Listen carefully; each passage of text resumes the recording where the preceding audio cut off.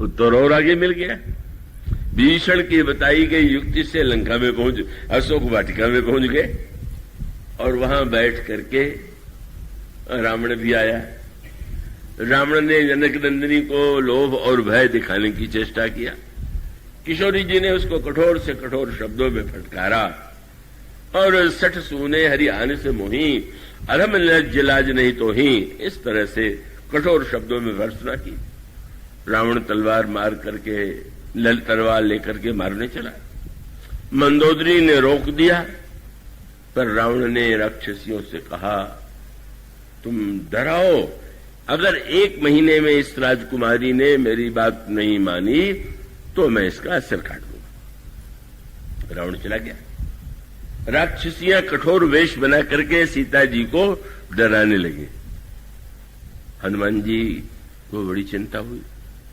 एक संत तो मिल गया, उसने युक्ति तो बता दिया, पहुंच भी गए, लेकिन ये राक्षसियां चारों ओर से घेरे हुए बैठी हैं, मैं क्या करूं? पहले रावण आ गया, रावण चला गया तो राक्षसियां घेरे हुए हैं। और तब अचानक उन्होंने बड़े आश्चर्य से देखा कि एक राक्षसी बोलने लगी। और तब हनुमान जी को लगा कि इतना बड़ा संत तो मैंने जीवन में कभी पाया ही नहीं। और वह संत पुरुष की, नहीं कि संत केवल पुरुष होता है, स्त्री हो, पुरुष हो, कोई जाति हो, कोई देश हो, कोई कुल हो। कौन था वो? त्रिजटा नाम राक्षसी एका, उसका नाम था त्रिजटा।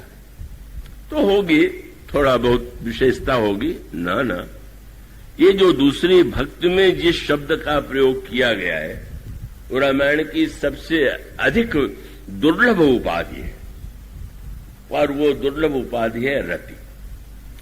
भक्त साधना की पराकाष्ठा रति है। भगवान राम कथा के प्रसंग में भी कहते हैं, दूसरा रति मम कथा प्रसंगा। कथा सुनना मेरी भक्ति नहीं है, कथा प्रसंग में रति होना मेरी भक्ति है। मैंने रति जो है उसका विशेष अर्थ है, उसकी चर्चा आगे चल करके करने की चेष्टा की जाएगी। यह रति शब्द तो रामायण में सबसे दुर्लभ और सबसे महान त्यागी विरागी जो संत हैं का श्री भरत जी। जब त्रिवेणी ने कहा कि जो मांगना हो मांग लीजिए, तो उन्होंने कहा अर्थ न धर्म न काम रुचि, गति न चाहूं निर्वाण। अर्थ नहीं चाहिए, धर्म नहीं चाहिए, काम नहीं चाहिए, मोक्ष नहीं चाहिए। ये संत लोग जो है त्यागी दिखाई देते हैं पर त्यागी नहीं होते।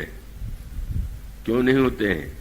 क्योंकि नकली वस्तु को छोड़ करके असली वस्तु को पाना, इसमें त्याग क्या हुआ? ये तो व्यक्ति की फर्क है। अगर कोई चांदी के स्थान पर सोना लेना पसंद करे, सोने से अधिक जो है अगर कोई पारस को पाना चाहे, तो कोई सोने को छोड़ दिया तो त्यागी है क्या? मानो हम यूं कहा करते हैं कि आपके पास कोई आवे, आप कहें कि कुछ आम का फल ले लीजिए, नहीं चाहिए। का सेव का फल ले लीजिए, सेव फल भी नहीं चाहिए। केला ले लीजिए, संतरा ले लीजिए, लगा कि उनको तो कोई फल पसंद नहीं। तो अब आप कोई फल नहीं ले रहे हैं तो बस फलों का रस दे दीजिए। तब पता चला कि कितने चतुर थे। फल होगा तो उसमें छिलका होगा और न जाने क्या क्या होगा। रस माने छिलका विलका दूर करके अब रस ही रस है। तो भरत जी बड़े चतुर निकले, फल नहीं लिया पर रस ले लिया। इसीलिए है ना, समजम नियम फूल फल ज्ञाना, हरिपद रति रस वेद बखाना। भगवान के चरणों में रति ही रस है। और आपने तुरंत कह दिया, अर्थ न धर्म न काम रुचि, गति न चाहूं निर्वाण, पर जन्म जन्म रति राम पद यह वरदान नाथ। ऐसी दुर्लभ वस्तु है जिसको श्री भरत मांगते, और वह वस्तु इतनी विलक्षण है कि मां सुमित्रा ने प्रसन्न होकर के अपने पुत्र को जो आशीर्वाद दिया वह क्या था? लक्ष्मण, तुम सेवा के लिए जा रहे हो, मैं आशीर्वाद देती हूं, रति हो। ये तुम्हारे अंतःकरण में रति हो अविरल राम पद से, कब तुम्हारे अंतःकरण में श्री राम के चरणों में रति हो जाए। लक्ष्मण भरत जैसे जिस रति के अधिकारी हैं, लंका में जिस राक्षसी ने आज तक श्री राम को नहीं देखा, किसी को नहीं देखा, पर गोस्वामी जी ने कहा कि ये जो रति है इसके लिए कौन सा शब्द है? त्रिष्टा नाम राक्षसी का राम चरण रति, भगवान के चरणों में इसकी रति है। संत जिसको अंत में पाना चाहते हैं, लंका किस राक्षसी ने पा लिया है। राम चरण रति निपुण विवेका, बड़ी विवेकमयी, भगवान के चरणों में इसकी रति है। और सचमुच जब वो बोलने लगी और राक्षसियों से कहा, आज मैंने एक सपना देखा है। क्या देखा है? देखा है कि एक बंदर लंका में आया हुआ है। बस हनुमान जी के कान में शब्द गया और सोचने लगे, मैं सोचता था लंका में संत नहीं होते, यहां तो इतने बड़े संत हैं कि सपने में भी देख लेते। मैं इतना छिप के आया और ये कहती है कि एक बंदर लंका में आया हुआ।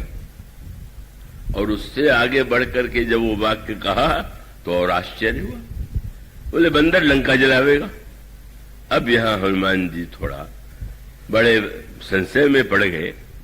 प्रभु ने लंका जलाने के लिए तो मुझसे कहा नहीं है, और ये त्रिष्टा के रूप में इतनी महान भक्त, ये भगवान के चरणों के रति से युक्त यह त्रिष्टा कहती सपने वाला लंका जारी। तो मैं प्रभु की आज्ञा मानूं कि त्रिष्टा के स्वप्न को मानूं? वैसे तो उलट करके देखिए तो भाई सपने में कोई आज्ञा दे तो लगेगा अब सपने का क्या है, प्रत्यक्ष कोई कुछ कहे तो उसका महत्व है।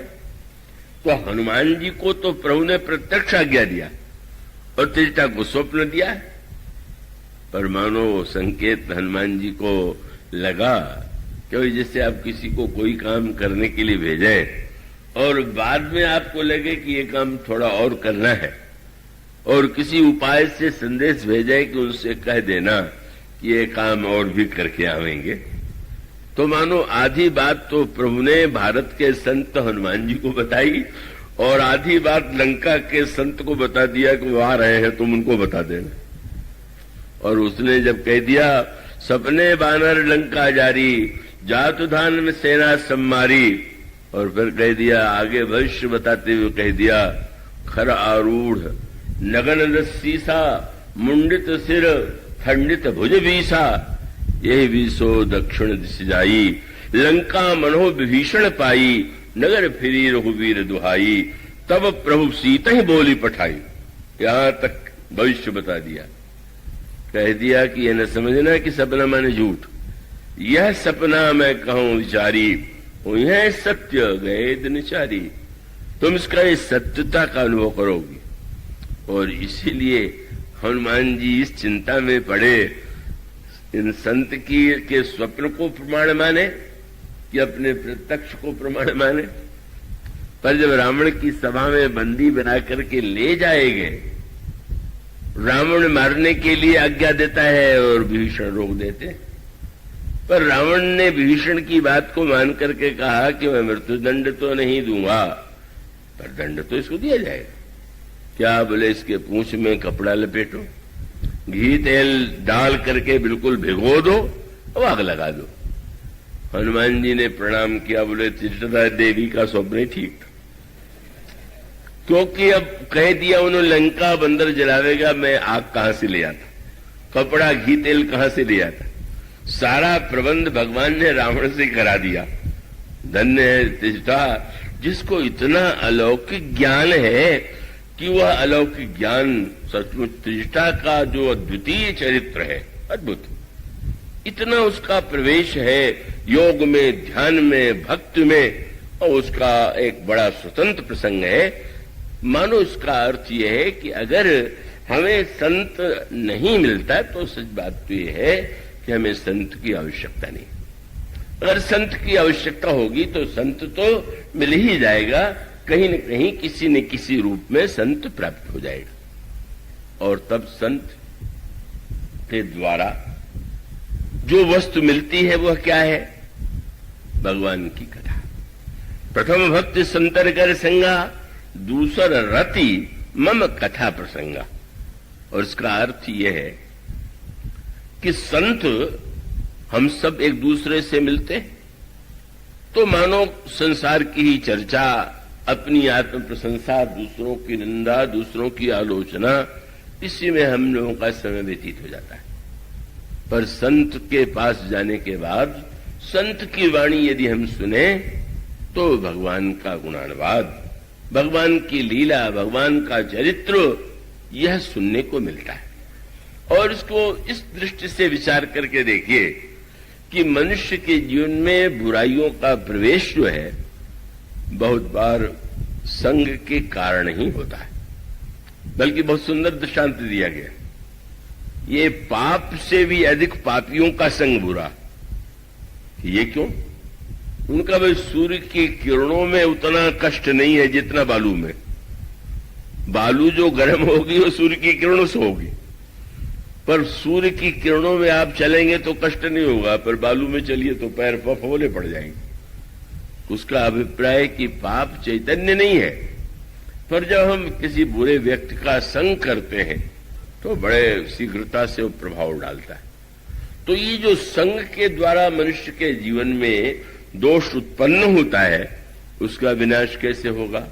संग से।